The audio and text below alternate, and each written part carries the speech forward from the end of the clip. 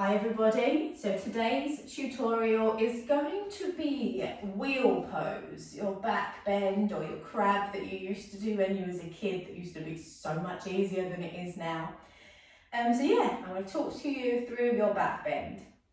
So I've got, as always, some different methods for you and you can try and see if any of those work for you. And I do have a method today that does require 2 blocks. But that is going to be for people that struggle with the wrist element of the back bend. Now, believe it or not, a back bend, especially this one, requires a lot of shoulder opening as well. So sometimes people will be able to have the strength for this pose. So I teach some athletes, and obviously they're fit and strong because that's what they do for a living. However, when it comes to things like your wheel pose, they can't get into it. And it's not that they don't have the minerals to do it because they're built like Urdhva, but they don't have the mobility in the shoulders to be able to push and open up, but they have the muscle and the strength. So it's not always a case of, oh, I'm not strong enough, I'm not bendy enough. It would be a variety of different things. With wheel, I would recommend that you warm your wrists up. Because that is sometimes a common complaint that people say that they find discomfort. So definitely warm the wrist up. I would also spend some time warming the shoulders up, so opening the front of the body, maybe some supported child's poses with the hands onto blocks. So you can really open this area because essentially that is a lot of space that we are working with and that we need to move into.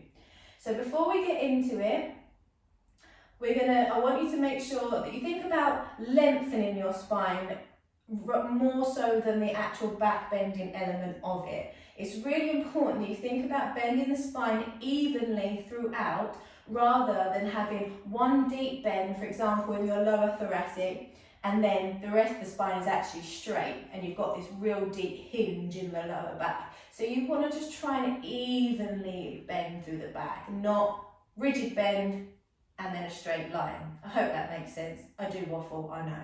So coming down onto your back as if you're going for a bridge pose.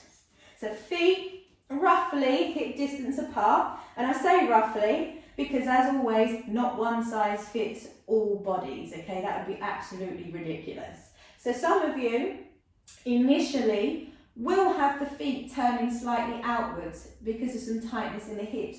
That's fine, okay, as long as you're not feeling any pinching pain.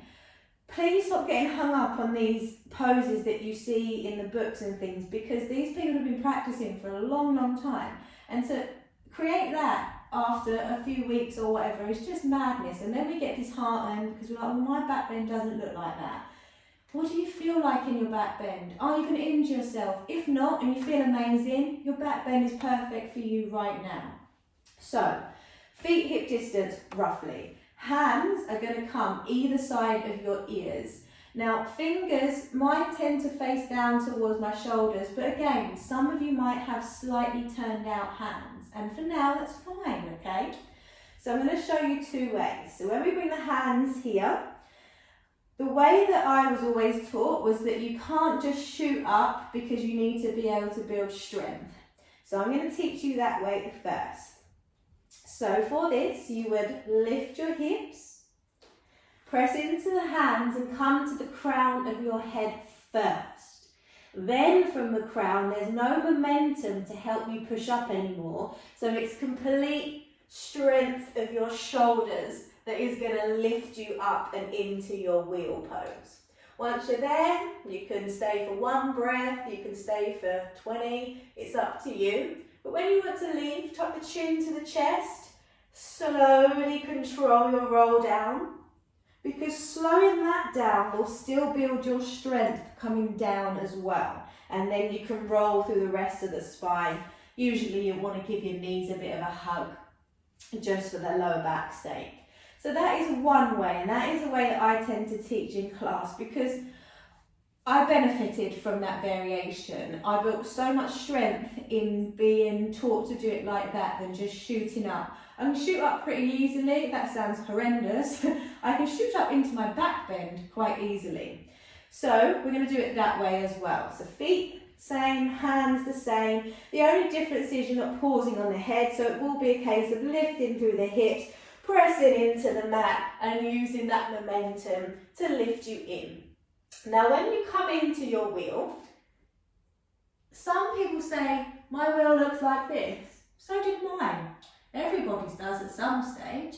And then we do a practice and we open through the shoulders and the hips and we start to move in different ways. We start to access the front of the body. We start to press into the feet and straighten through the legs. You can use your tiptoes.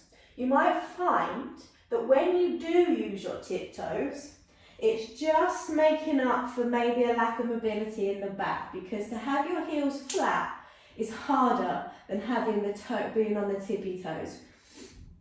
So, feet ground, hip distance apart. Hands either side. Use your breath, so inhale, scoop up. Pause, take a breath. Press onto the crown of the head. Pause. Press into the hands and lift. And then you can start to work your chest towards the top of the mat.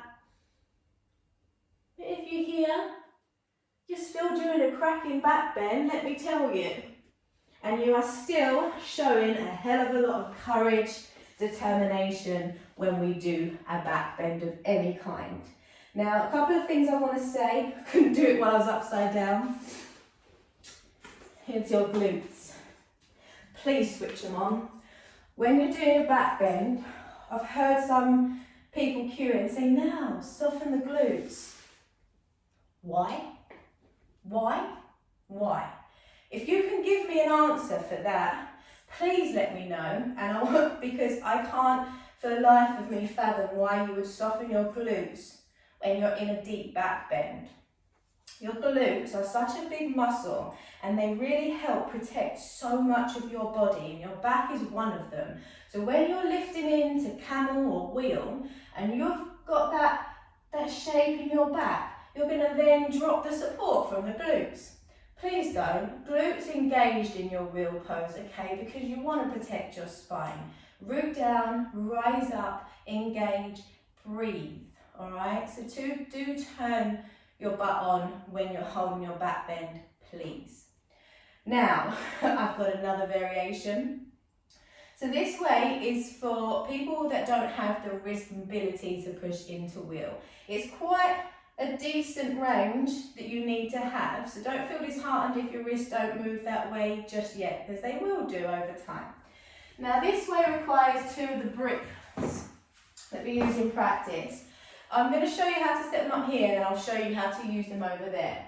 So you're going to just pop them on diagonal, so you've got them wedged over the top of the skirting and you've created that diagonal shape. Then your head is going to come between that, and you're going to place your hands on either side of the blocks. And I'll show you. This way, you don't need the wrist mobility so much, and you can use the wall as a gauge to guide how far away your chest and wrist and arm alignment is. So there's two good reasons to use a wall. So you would place your blocks down. Can you see me if I go all the way over there? Didn't think that through, did I? Oh no, I can show you back over there. So then you just take your head between the blocks, hands are on them, and already you can see I don't need nowhere near the same amount of wrist mobility as I do when they're on the ground. Pressing into the feet, into the blocks, and away you go. Then, oh, I've got more room. Start bringing my chest a bit closer. Oh, need to open the shoulders a bit more. And that's a really nice way to take the form of the pose without injuring your wrists or causing them any injuries or damage if they're not ready. I'll show you that again there, just because I'm not sure how much you could see. So you've got your two blocks, hands either side, and lift in. Now with the legs, sometimes you might find this is your position. Again, fine. If you've got space and there's no pinching or anything, it's fine. Then over time, you'll start to move in and home in on the alignment of the pose, and you'll refine it. So, I'm knackered now. So I hope you find that helpful. I think I covered everything that I wanted to. You can, of course, use the wall to practice your back bending, but I might actually save that for another day because I need to practice it first, just in case I cock it up. But yeah, so use blocks, be playful, use your glutes, please. We've been given them for a reason. And yeah, happy back bending, happy wheeling.